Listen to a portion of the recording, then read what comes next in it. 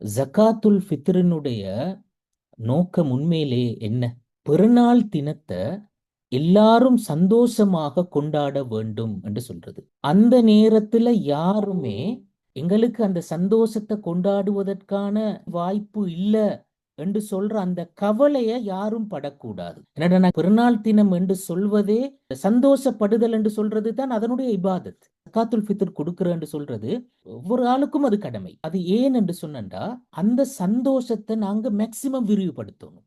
நாங்க அந்த சந்தோஷம் என்று சொல்றத ரசூலுல்லாஹ்ட மரபுலேயே சாப்பிடுறன்றது மட்டுமல்ல, புதிய உடுப்புகள் உடுத்தலும் சந்தோஷமாக இருந்திருக்கிறது, என்டர்டெயின்மெண்ட்டும் சந்தோஷமாக இருந்திருக்கிறது, உறவுகளை சந்தித்தலும் சந்தோஷமாக இருந்திருக்கிறது. இதெல்லாம் சேர்ந்து தானே பெருநாளினுடைய சந்தோஷமாக ரசூலுல்லாவினுடைய முன்மாதிரியாக இருந்திருக்கிறது. அப்ப அதிலிருந்து நாங்க ஒரு விஷயத்தை விளங்கியலும் என்னண்டா, ஜகாத்துல் ஃபித்ர் என்று சொல்றத நாங்க உணவு பொருளாக கொடுப்பதை விடவும் பணமாக கொடுத்தல் தான் மிகவும் பொருத்தமானது. அதுதான் பெருநாள் என்று சொல்றதனுடைய அடிப்படை நோக்கத்தோட மகாசித உண்மையிலே சரியாக நிறைவேற்றுகின்றது. அதை நாங்க பணமாக கொடுக்கின்ற நேரத்துல தான், பிரதானமான தானியத்தை தான் நாங்க கொடுக்கணும் என்று சொல்ற நேரத்துல அது எந்த அளவு தூரம் அந்த அந்த அந்த நோக்கத்தோட பொருந்தி வருகிறது, எந்த அளவு தூரம் பிராக்டிக்கல் ஆனது என்று சொல்ற ஒரு கொஸ்டின் ஒன்று வாரத்தானே. அப்ப நாங்க சொன்ன ரசூல்லாட முன்மாதிரியில அங்க சாப்பிடுறது, உடுக்கிறது, அது மாதிரி என்டர்டெயின்மெண்ட், அது மாதிரி உறவுகளை தரிசிக்கிறது எல்லாமே இருந்திருக்கிறது. அப்ப இதெல்லாம் சேர்ந்துதான் சந்தோஷம். அந்த சந்தோஷத்தை கொடுக்கிறது தான் பெருநாளுடைய நோக்கம். அப்ப அதை நிறைவேற்றியலும் எதனூடாக? அது பணமாக கொடுக்கப்படுகின்ற நேரத்தில் தான். அந்த காலத்துல உண்மையிலே சந்தோஷத்துக்கு உணவுதான் மிக முக்கியமான ஒரு காரணியாக இருந்திருக்கிறது.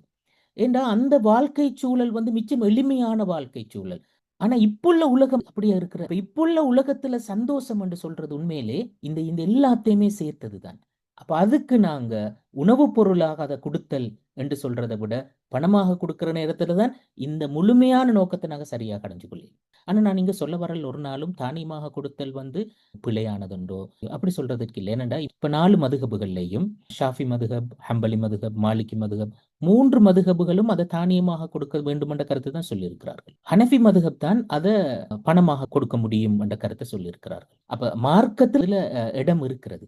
அப்ப உண்மையிலே அந்த 3 மதுகபும் அப்படி ஒரு கருத்தை சொல்லியிருக்கிறார் என்று சொன்னா அது அவர்கள் வாழ்ந்த காலத்தினுடைய அந்த சூழ்நிலையை வச்சுதான் அதை நாங்க பார்க்கணும். அந்த காலத்து பின்புலத்துல அந்த மக்களினுடைய சந்தோஷம் அந்த உணவு பொருட்கள்ல தான் கூட தங்கி இருந்திருக்கிறது. ஆனா இப்புள்ள வாழ்வு நடைமுறையில அந்த சந்தோஷத்தினுடைய வடிவங்கள் நிறைய மாறி இருக்கு. அப்ப அந்த வகையில நாங்க இந்த காலத்துக்குரிய பொருத்தமான நிலைப்பாட்டை முன்னிலைப்படுத்துவது தான் மிகவும் பொருத்தமானது என்று சொல்லி நான் கருதுறேன்.